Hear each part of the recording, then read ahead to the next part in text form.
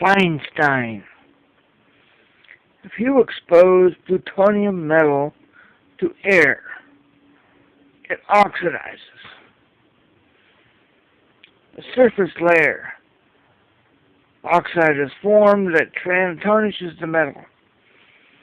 But if you expose the metal to more oxygen in the presence of water vapor, the oxidation rate is increased by very large factors.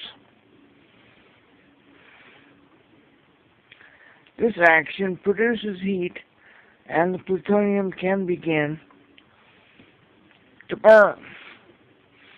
Indeed, it can produce a dangerous fire. This is especially true if the plutonium metal is in powder form. It can ignite at a very low temperature of 150 degrees Celsius. In 1957 and again in 1969, there were two fires at the Rocky Flats plant located in Golden, Colorado, near Denver. In the mid-50s, the plant, which had begun production of plutonium pits in 1952, began making hollow pits.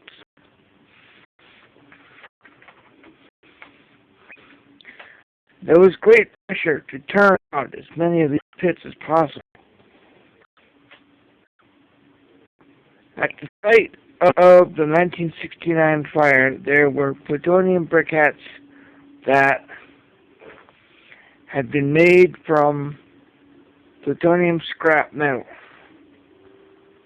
They were stored near some oily rags that were also contaminated with plutonium.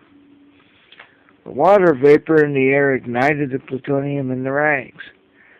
This, in turn, caused one of the briquettes to ignite. The resulting fire caused tens of millions of dollars in damage. If it had not been for the heroic actions of the firemen, who repeatedly entered the building while the plutonium was burning, there could have been an environmental disaster with enormous consequences. Oh, let's see here.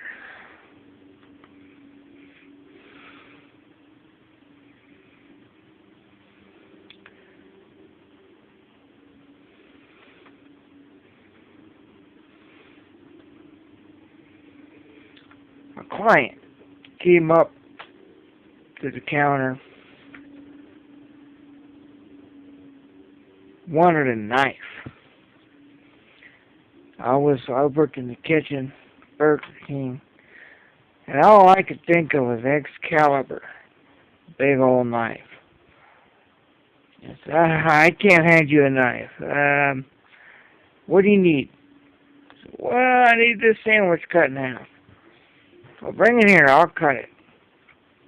So, as the procedure dictated, I wrapped the sandwich, rewrapped it, and started to cut it. I don't want it rewrapped, I just want it cut.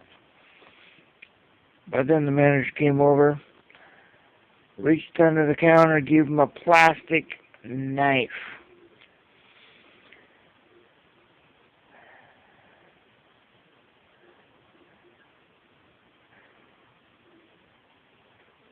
Kyle and I were up on the roof fixing some tiles or something. I don't know what he's doing. And I noticed there was some weeds in a puddle. So I said, hey, all we need up here is a cow, some tomato plants, some onions that we got ourselves, vertical supply chain.